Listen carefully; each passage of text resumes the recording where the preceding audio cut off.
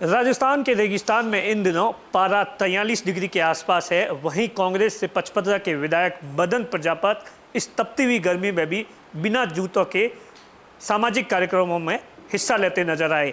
बाड़मेर जिला मुख्यालय पर एक सामाजिक कार्यक्रम में हिस्सा लेने के बाद हम मदन प्रजापति जी से बातचीत करते हैं कि किस तरीके से 43 डिग्री के टेम्परेचर में बहुत से ऐसे कार्यक्रम में जाते हैं, वहाँ लोगों की क्या प्रतिक्रिया होती है, क्या मदन प्रजापति जी को मनाने के लिए कोशिश की गई।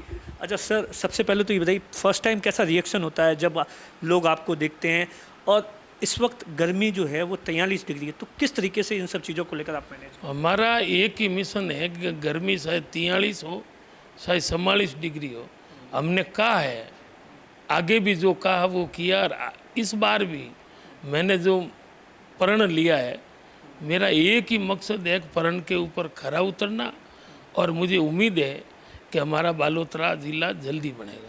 ये आइडिया दिमाग में कैसे आया, जूता नहीं पहनूंगा, इस बात का प्रण ही क्यों लिया आपने? आपको किसी ने सजेस्ट किया या आपके मन की भावना थी या क्या कुछ? आज दिन तक न मैं किसी से पूछता हूँ, हमारे मन में जो आता है और अपने आप ही आया कि आज अपने सरकार है और एक बेटा बाप से मांग करता है, इसी तरह राज का एमएलए, और इतना तो भरोसा है कि मुख्यमंत्री जी हमारी बात रखेंगे।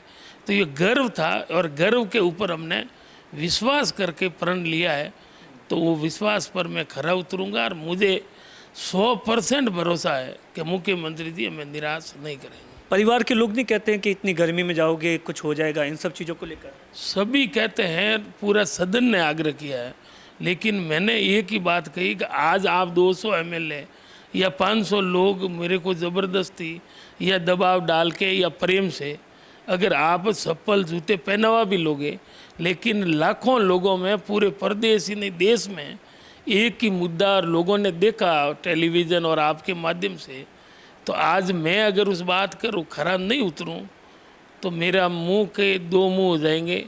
और मैंने हमेशा कहा है कि रघुकुल रीत सदा सलाई, प्राण जाए पण वसन न जाए। इंसान का ज़बान ही सबसे बड़ा मायना रखती है, और ज़बान ही नहीं है तो राजनीति तो क्या, उनको घर से बाहर निकलना ही कोई मतलब नहीं है। सीएम साहब ने कभी आग्रह नहीं किया आपसे कि आप जूते पहन लीजिए? आपकी मांग पर मैंने कमेटी में 3-4 बार मिले, 4 बार ही कहा, और जब अंतिम बार रात्रि भोज था डिनर का, उस समय कई एमएलए ने कहा कि अभी सीएम साहब आ रहे हैं और आपको जूते पहनवाए जाएंगे, तो मैं उन डर से बिना खाना खाए हुए भी नमस्कार करके वापस आ गया कि कहीं ऐसा नहीं हो कि मैं बालोतरा की जनता के सामने जाने के लायक ही नहीं रहूं। मेरा एक ही मकसद है कि जनता जो भरोसा करती है उस भरोसे के ऊपर खरा उतरना एक ही मेरा लक्ष्य है। कमेटियाँ तो सर इससे पहले भी 2 बार बनी, ये तीसरी बार कमेटी बनी। और दूसरा मेरा सवाल है कि आखिर इतने टाइम तक ज़िला क्यों नहीं बना? क्या लगता है, क्या एक कारण है जिस कारण से बालोतरा ज़िला नहीं बन पाया? देखो, कमेटियाँ भले 2 बार बनी, हमारे समय में डॉक्टर GS संधू की अध्यक्षता में बनी, बीजेपी के राज में परमेश चंद्र की अध्यक्षता में कमेटी बनी, लेकिन ये कमेटी अपने आप में अलग मायना रखती है कि मैंने प्रण लिया, मैंने मांग की, और मुख्यमंत्री जी ने बजट के अंदर ही, बजट के जब जवाब दे रहे थे उस जवाब में उन्होंने कमेटी की घोषणा की, और 3-4 दिनों के अंदर कमेटी गठित भी कर दी। इसलिए लोगों को और मुझे बहुत बड़ी उम्मीद जगी है कि भाई माननीय मुख्यमंत्री जी की भावना है कि कमेटी की रिपोर्ट जल्दी लेने के बाद जिला बना है।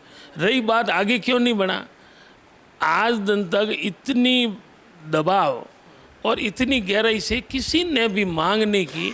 वो डरते रहे कि क्या मालूम मुख्यमंत्री जी नाराज़ हो जाएंगे और मेरा मंत्री पद चला जाएंगे। गत बार भी बढ़ने की स्थिति में था, लेकिन दूसरे लोगों ने दबाव डाला कि हमारा ज़िला भी बढ़े। इसलिए मांग जिस तरीके से मांग करनी चाहिए थी वैसे नहीं करके दबी ज़ुबान से मांग की, इसलिए नहीं बढ़ा। हमने दबी ज़ुबान की बजाय खुलकर मांग की है, और पूरा निवेदन भी किया है कि शायद किसी हद तक जाना पड़े तो भी जाएंगे, लेकिन हमारा हक है, हमारा सबका एक ही सपना बालोतरा ज़िला बने अपना। ये मदन प्रजापति है जिनका साफ तौर पर कहना है कि आखिरी दम तक वो लड़ते रहेंगे जब तक बाड़मेर ज़िला न, बालोतरा ज़िला न बने। साथ ही मुख्यमंत्री अशोक गहलोत भी 3 बार आग्रह कर चुके हैं कि मदन प्रजापति जी जूते पहनिए, लेकिन एमएलए का साफ तौर पर कहना है कि मैंने जो प्रण लिया है वो जब तक पूरा नहीं होगा तब तक मैं जूते नहीं पहनूंगा। अश्विनी रामावत के साथ दिनेश बोहरा, बाड़मेर, राजस्थान तक।